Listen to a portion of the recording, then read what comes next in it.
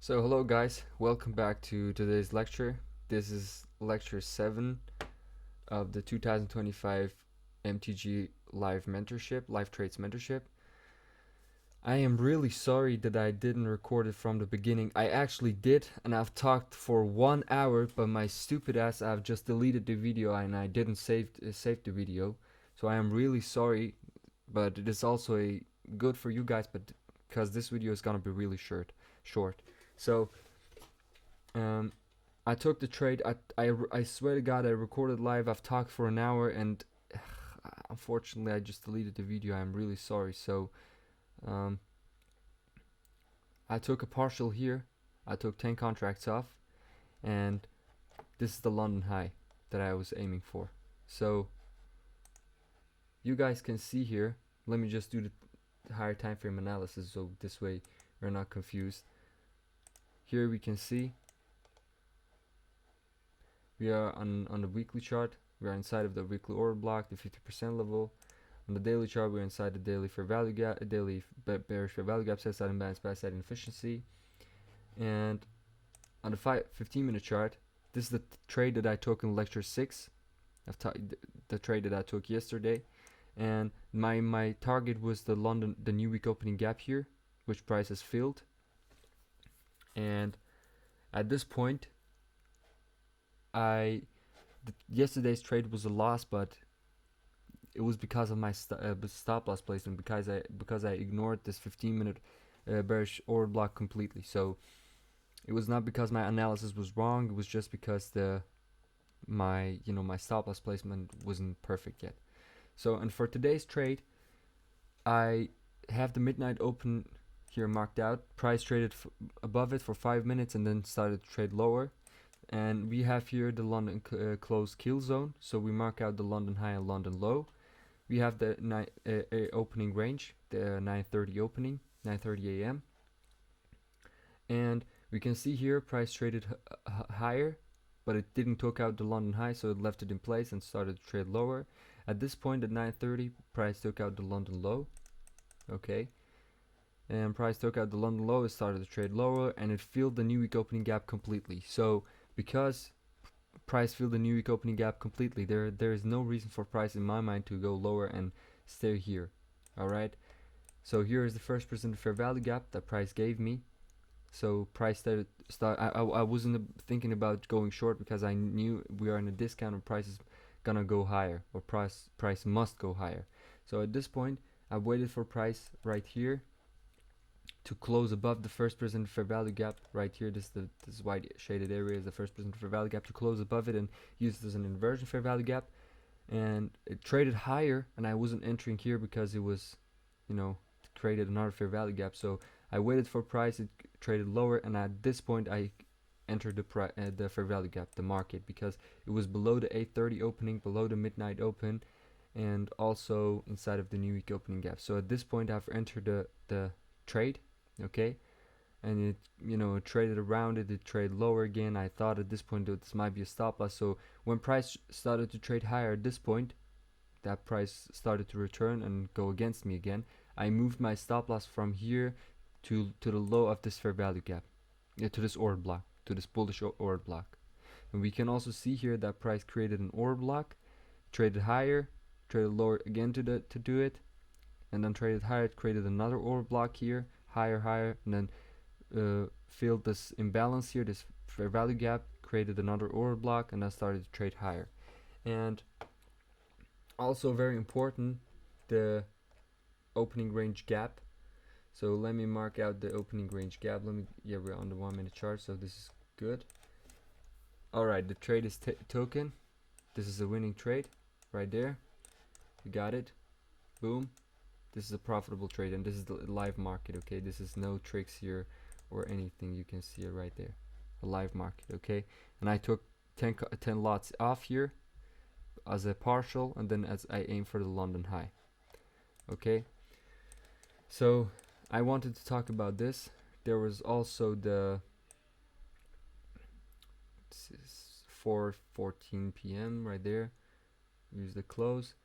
There was also the factor of opening range gap, because we had the opening range gap lower. Alright, right? So at this point I also marked out the opening range gap. Here is the 930 opening, mark out the open of it, and this is the opening range gap of, okay? We can see here that price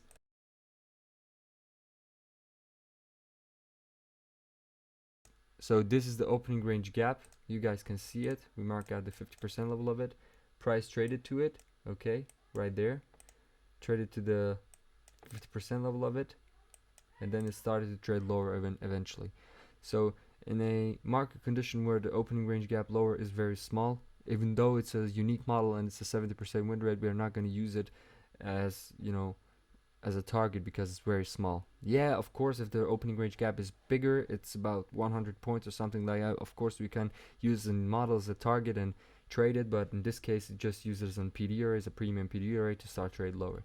So at this point where price started to trade lower, right there, I had multiple factors where I thought at this point I have multiple factors where I thought the price might eventually go higher, because you guys can see here the opening range gap wasn't completely filled, so it traded to the 50% to this fair value gap, and as it traded to this fair value gap, I wasn't really panicking or anything, because the bodies tell the story.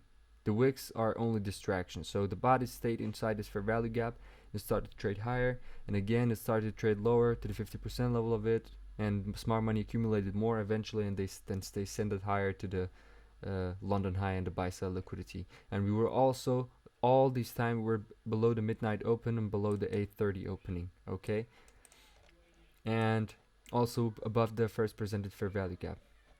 So I kind of real very frustrated right now, because man, I've recorded everything live, I've talked for a fucking hour, and I just deleted the video. I feel kind of pissed right now, but I hope I didn't forget anything important to talk about, and if I did, then I'm gonna mention it in the next video, because I've talked about a lot of details. I've talked also about the macro and everything, and the video is just gone. So let me also talk about the macro right here. So this is the 9:50 right here. We can see this is the London close macro, 9:50 to 10:10 a.m. So at this point I wanted to see a trade lower to the downside. So the retail traders think this is a, so the average retail traders, they think, okay, this is a resistance area and this is a breaker, which is a false breaker for me as a smart money trader, and they think like, okay, the they want to send price lower.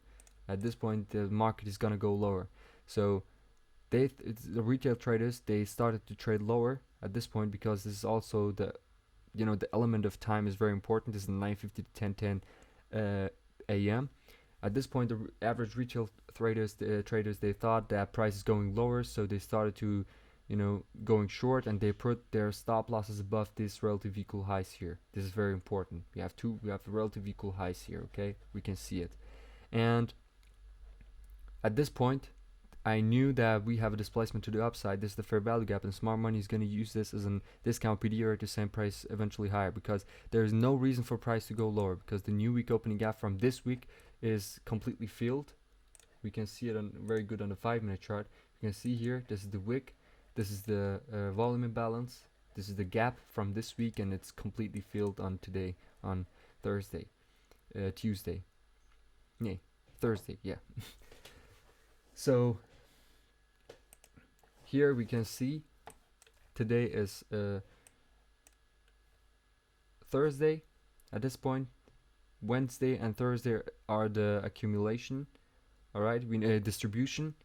I've talked about the elements of the day, elements for the day of the week. So each day of the week has his own unique characteristics and his own unique element. I've talked about it in the previous lecture. So this is it.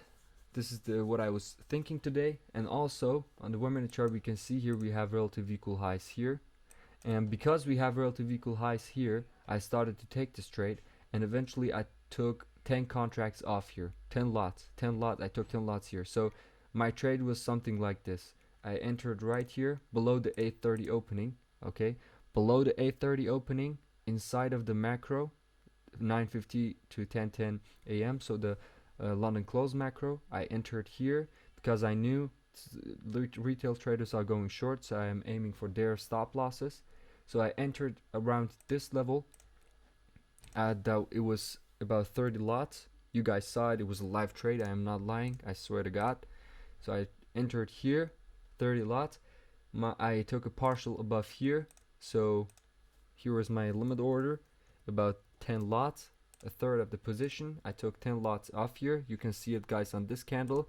This is live, right? Here you can see the price, 19,910.5, okay? And my entry was on 19,859.7. And the complete close of the trade was 19,946, which is the London high here, okay? And eventually the rest of the positions, so 25 lots, there were above here. So this was the trade that I took today. And let me just go to the account for a second so I can show you guys the trades that I took today. So also no tricks here. This is live market, the market open, you guys can see it. And again, there's no real money involved here. This is only paper trading. So here, this is the partial that I took, okay, 10 lots, and you can see it here. And then 20, the rest of the 20 lots, I took it on the on the London high. So this was the trade today, these two.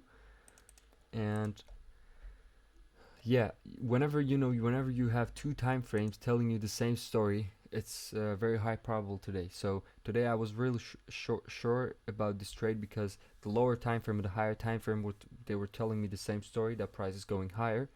And whenever you got this two different time frames telling you the same story, then it's a high probable trade and it's a low resistance liquidity. Low resistance liquidity trade. So at this point, I don't know if I forgot anything to tell you guys, and if I did, I'm really sorry. So yeah, price traded lower, and this was the reason for me to take a long trade. The 5-minute chart, yeah, I've talked about everything so far.